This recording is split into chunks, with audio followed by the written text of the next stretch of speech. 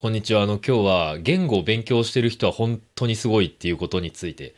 お話ししようと思います。これね、主に言語について話す、言語のポッドキャストみたいな感じなんで、今もね、その言語を勉強してる人はすごいっていうことを話したんですけど、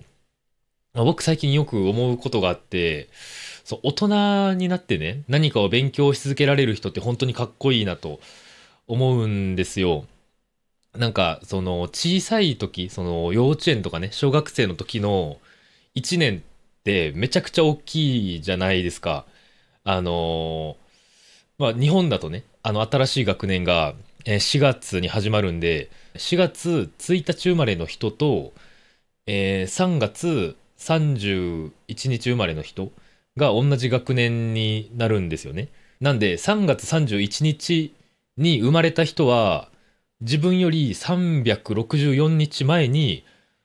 生まれた子供と一緒にね、同じクラスになるわけですね。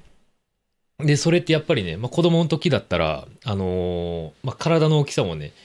1年で結構変わりますし、勉強することも、1年早く生まれてる、先輩みたいな感じですよね。そういう人と、同じクラスになって、その4月1日に生まれた子供は、1年分、長く生きて、もっといろんな言葉とかね、知ってるわけじゃないですか。で、結構差がつきやすいとかそういう問題よくあるんですけど、だんだん大人になるとそれもなくなってきて、大人になったらね、その年下だけど、その人の方が賢いとか、そういうこともよくありますけど、子供だとあんまりそういうのも難しいじゃないですか。5歳とか6歳だったら、生きてる時間も、学んでる時間も、大体同じぐらい。で、歩き方とかから、覚え始めなきゃいけないですから、大体みんな1年で勉強できることって同じの中で、365日早く生まれた子供と同じクラスになって、それで自信なくしちゃう子供とかいるってね、聞いたことがあるんですけど、逆に4月生まれの子供は、自信を持ちやすいとかそういうデータもあるみたいなんですね、日本ではね。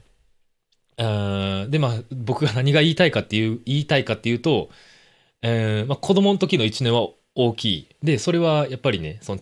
体の大きさとか、それより、その知識の、1年で勉強できることが多いから、1年ずつね、めっちゃ成長してる感じがあるんですけど、大人になると、そんなに1年で成長してるなってね、感じることが少なくなってくるなっていうのを最近よく考えるんですよ。なんで、子供の時みたいに時間を、最大限有効に使って何か勉強したいなって思うんですけど、たくさん、ほとんどの人はね、仕事が忙しいからとか、休みの日はちょっとゆっくりしたいからって言って、何も勉強しないわけじゃないですか。でそんな中で、言語だけじゃなくて何かを勉強する人って本当にすごいなって思うんですよ。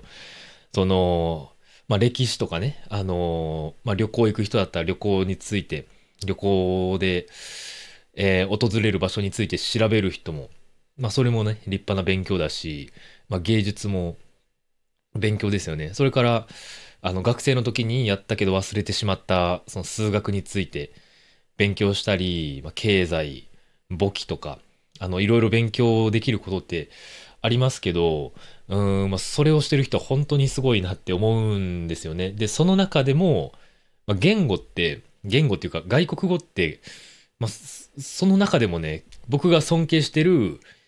その大人になってから勉強する教科の中の一つなんですね、その言語がね。いろいろね、理由はありますよね。その言語で、勉強することが多いですよね。例えば日本語だと、まず、ひらがな、カタカナを覚えなきゃいけないですよね。簡単に数えると100個ぐらいあって、で、大人になって100個新しく何か覚えるって、それもね、そもそもめっちゃ大変なことだと思うんですよ。なんか子供の時だったら、何ですかね、そう、新しい、1年経ったら新しいクラスになって、で、新しいクラスの、クラスメートの名前、みんな覚えるとかね、先生もいろいろ教科によって変わりますから、その先生の名前覚えたりするってね、まあ珍しいことじゃないと思うんですけど、大人になるとなかなか環境が変わりにくくって、周りにいる人とかね、結構固定化されてきちゃうと思うんで、100個、そう、ひらがなとカタカナ覚えるだけでもすごいし、その中でね、日本語漢字があるんですよね。漢字も、常用漢字だけで2000個以上ありますから、まあ、それを、地道に覚えてる人も本当にね、すごいし、で、それがね、ベースで、まあ、それもベースじゃないか、ただアルファベットだけですよね。で、まあ、文法とか、発音とか、まあ、他にもいろんなことを勉強しなきゃいけないですよね。っていう意味で、言語勉強する人ってすごいと思うし、まあ、それプラス、まあ、言語勉強するときって、その言語だけじゃなくて文化もね、勉強しなきゃいけないじゃないですか。で、文化を学んで、で、そこから、この国の人はこんなコミュニケーションの取り方をするんだとか、まあ、同じことを伝えるときに、違う言い方しなきゃいけないけど、その違う言い方を覚えたり、その違う言い方をするときのマインドセットを覚えたりしなきゃいけないですよね。まあ、それも大変ですし、まあ、あと、まあ言語の中で一番特別なのはやっぱり、アウトプットが必要ってことですよね。他の、まあ、経済とか、歴史って、まあ、インプットだけですよね。なんか本見て覚えるとか、ネットで調べて覚えるだけなんですけど、言語はね、そう、インプットするだけじゃちょっと足りなくて、それを、アウトプット、自分でなんか、アウトプットしなきゃいけないですよね。話したり書いたりね。メッセージしたり。で、そこで、まあもちろん間違えることもありますよね。新しく勉強している言語で、いろいろ、間違いをしちゃう時があると思うんですよ。まあみんなね。それで大人になって、ミスするって、まあ、結構恥ずかしいじゃないですか。特に言語とか、日本人の子供も間違えないような